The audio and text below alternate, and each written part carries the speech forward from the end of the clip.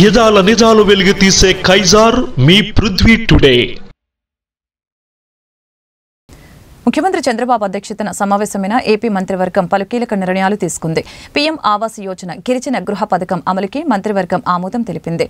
గత 5 ఏళ్లలో నిర్మించని గృహాల రద్దుపై సమావేశంలో నిర్ణయం తీసుకుంది. రాష్ట్రంలో జల్ జీవన్ మిషన్ జేజేఎం వినియోగంలో జాప్యంపై చంద్రబాబు అసహనం వ్యక్తం చేశారు.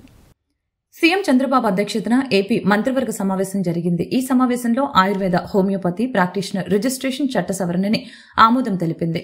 పొట్టి శ్రీరాముల వర్ధంతి డిసెంబర్ 15న ఆత్మార్పణ సంస్మరణ దినంగా నిర్వహణకి ఆమోదం తెలిపింది. IT global capability centres policy 4.0కి ఆమోదం తెలిపింది. ఏపీ టెక్స్టైల్స్ గార్మెంట్ పాలసీకి ఆమోదం తెలిపింది. ఏపీ మారిటైమ్ పాలసీకి కేబినెట్ ఆమోదం తెలిపింది.